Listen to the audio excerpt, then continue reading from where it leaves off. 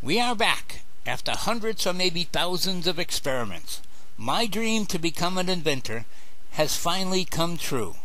All that has been discovered is simpler than the dream, but by far more earth-shaking. We are able to make these bold statements because the experiments boil down to just one of Newton's equations and a simple question.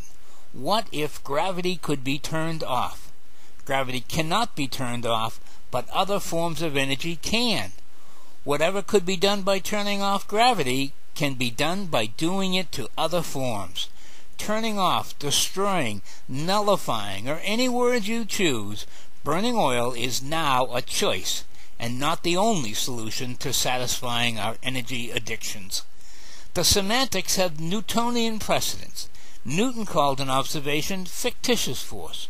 We now call it centripetal, but it has also been called centrifugal and Coriolis force or effect. I learned that the noted force was just acceleration without mechanical work, essentially a static force unable to be converted to kinetic energy. It only produces free energy in space. Unraveling these enigma not only leads to a solution of the world's energy problems, the enigma of why the direction of prevailing jet stream and ocean currents is west to east is unraveled as well. More proof. With the space riddles resolved, profitable machines on Earth are just a tasty piece of cake. Here is the equation that explains all that you just watched. Some, like the rocket belt and the generator with the smaller engine, are, for now, just dreams being pursued. The sailboat demonstrates the turning off gravity effect without using heat. The rocket belt dream effectively turns off gravity with toe toasting or tail burning heat. Aren't sailing on a reach faster than the wind or on a tack into the wind the kind of things one would do if they could turn off gravity? Of course, the oil-burning zealots will argue that the wind energy comes from the sun. Those who know how to use the equation know that most of the wind energy comes from the moon, proved by the direction of the powerful jet stream. The sun produces the relatively useless winds next to the shore. Few will be able to defend the oil-burning myth after a Filipina steps on the jet stream source. Those who hang on to the myth can stay on the shore and watch the sailboats taking advantage of the winds caused by the water and land being heated at different rates. We are now ready for validation by peer review. But who are our peers? Cinco and Petros are of very humble roots. Petros might be considered to be a blacksmith of modern day, like Davenport and some brothers who built bikes in days past. Those peers are not available to validate today, and we admit we are way below the peer level of politicians or profiteers who won't even grant us the respect of answering our letters.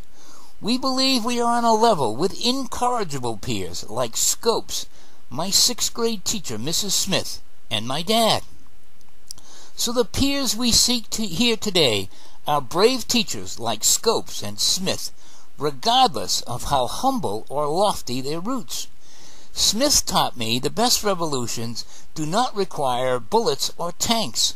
Truth and courage to stand up on the bus are much more powerful weapons.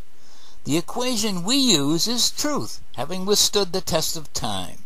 We are willing to stand in front of thousands of zealots in any arena or on any bus and explain how we can stop burning oil and then travel anywhere at sublight speeds using the impulse power dream. At some point, one in the arena will stand up first and confirm that our observations are also truth. Most of the rest in the arena will subsequently jump ship to join him or her. The Matthew Brady types will hang on to the myth, and nobody will care, as history has so often shown. Here are the observations, and now more proof. I am not sure if Newton ever built this toy. I am sure the conservation of momentum equations clearly demonstrated are the truth. Anyone who has tried to build this toy knows there are many ways to go wrong, akin to hitting a ball with a racket or bat and missing the sweet spot. Pendulum and elastic collisions are transform and transfer reactions with vastly different inertia, verified by the vastly different collision sound and pendulum frequencies, in accordance with our observations. A well-built toy resonates, conserving energy for quite a while. Lesser quality toys have fewer clicks.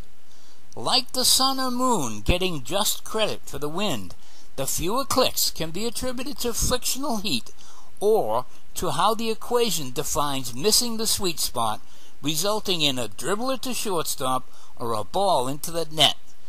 The sweet spot loss is a partial reaction of transfer resonance, again per our observations.